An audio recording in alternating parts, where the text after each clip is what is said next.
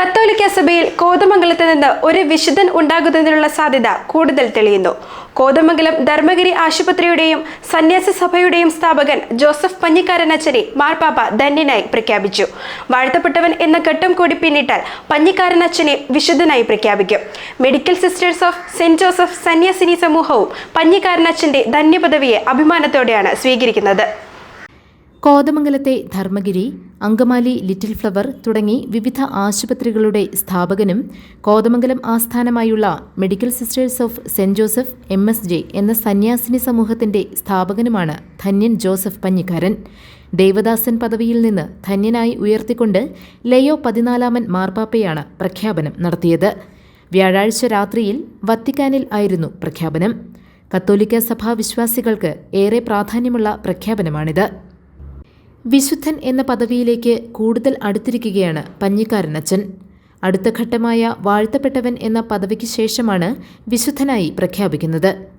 അച്ഛന്റെ മധ്യസ്ഥതയിൽ അത്ഭുതങ്ങൾ നടന്നുവെന്ന് തെളിയിക്കപ്പെടുന്നതുൾപ്പെടെയുള്ള നടപടിക്രമങ്ങളാണ് അവശേഷിക്കുന്നത്. 2025 ഡിസംബർ 18 പരിശുദ്ധ പിതാവ് ലയോ 14 മാർപ്പാപ്പ ദേവദാസൻ പഞ്ഞിക്കാരൻ അച്ഛനെ ധന്യനായി പ്രഖ്യാപിച്ചു. ഇനിയും തുടർന്ന് 2 ഘട്ടങ്ങളാണ്. അതായത് ഒരാളെ വിശുദ്ധ പദവിയിലേക്ക് ഉയർത്തുന്നതിന് തിരുസഭയിലുള്ളത് 4 ഘട്ടങ്ങളാണ്. ദൈവദാസൻ, ധന്യൻ, വാഴ്ത്തപ്പെട്ടവൻ, വിശുദ്ധൻ. ഇനിയും വാഴ്ത്തപ്പെട്ടവൻ, വിശുദ്ധൻ എന്നീ 2 ഘട്ടങ്ങളാണുള്ളത്.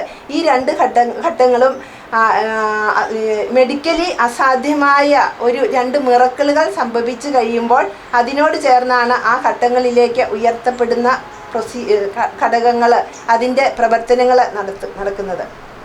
1949 നവംബർ 4 പഞ്ഞിക്കാരൻ അച്ഛൻ അന്തരിച്ചത്.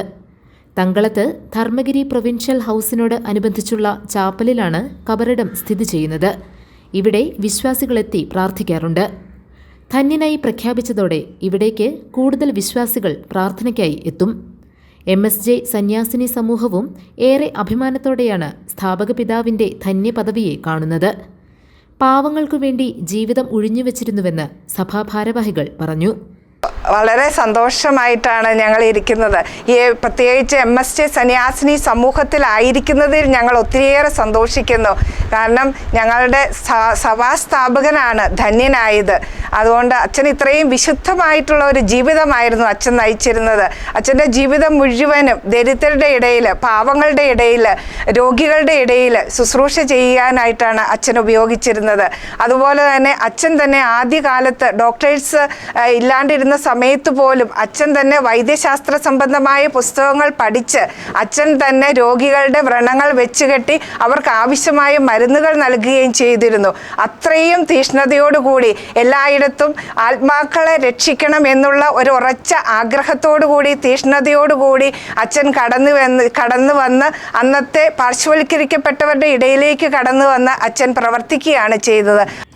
1988 ചേർത്തല ഉഴുവയിൽ ജനിക്കുകയും ഉന്നത വിദ്യാഭ്യാസത്തിന് ശേഷം 1918 വൈദികനാവുകയും ചെയ്ത ഫാദർ ജോസഫ് പഞ്ഞിക്കാരൻ കോതമംഗലം കേന്ദ്രമാക്കിയാണ് പ്രേക്ഷിത പ്രവർത്തനം ആരംഭിച്ചത്. ചികിത്സാ സൗകര്യത്തിന്റെ അഭാവത്തിലാണ് അദ്ദേഹം ധർമ്മഗിരി എന്ന പേരിൽ ചികിത്സാ കേന്ദ്രം ആരംഭിച്ചത്. ഈ രംഗത്തെ പ്രേക്ഷിത പ്രവർത്തനത്തിന് കൂടുതൽ സഹായകരമാവുക എന്ന ലക്ഷ്യത്തോടെ MSJ സന്യാസിനി സഭയും സ്ഥാപിച്ചു. ഇന്ത്യയിലും വിദേശത്തും സഭ ഇപ്പോൾ പ്രവർത്തിക്കുന്നുണ്ട്. വിവിധ സ്ഥലങ്ങളിൽ ആശുപത്രികളും മറ്റ് വിവിധ സേവന പ്രവർത്തനങ്ങളും സഭ നടത്തുന്നുണ്ട്. അച്ഛൻ്റെ വലിയൊരു സ്വപ്നമായിരുന്നു പാവപ്പെട്ടവരും രോഗികളുമായ ആൾക്കാർക്ക് സൗജന്യമായിട്ട് ചികിത്സ കൊടുക്കണം. അവരെ അതിൻ്റെ ആ കാലഘട്ടത്തിൻ്റെ പ്രത്യേകത, ഈ ഏരിയയിൽ ആകെ ഒരു ഗവൺമെൻറ് ഹോസ്പിറ്റലോ ഉണ്ടായിരുന്നുള്ളൂ. അവിടെ പാവപ്പെട്ടവർക്ക് കടന്നു ചെല്ലാൻ സാധിക്കാത്ത ഒരു വേദന അച്ഛൻ്റെ ഉള്ളിലുണ്ടായിരുന്നു. അതിനാൽ അവരെയും മറ്റെല്ലാവരെയും ഉള്ളിലേക്ക് ശുശ്രൂഷ കൊടുക്കണം എന്ന് ആഗ്രഹിച്ചുകൊണ്ടാണ് അച്ഛൻ ഈ ഹോസ്പിറ്റൽ സ്ഥാപിച്ചത്. എന്നാൽ തുടർന്ന് അങ്ങോട്ടുള്ള കാലഘട്ടത്തിൽ അച്ഛൻ ആഗ്രഹിച്ചതുപോലെ ഡോക്ടറിന് ശമ്പളം കൊടുത്ത് രോഗികളെ സൗജന്യമായി ചികിത്സിക്കുക എന്നുള്ള ആ സ്വപ്നം സബലീകരിക്കുവാൻ ബുദ്ധിമുട്ടായപ്പോൾ അച്ഛൻ അതിനു വേണ്ടിയാണ് Medical Sisters of Saint Joseph എന്ന സന്യാസിനി സമൂഹത്തിന് രൂപം കൊടുക്കുവാൻ പ്രേരിതനായത്. News desk GTV news.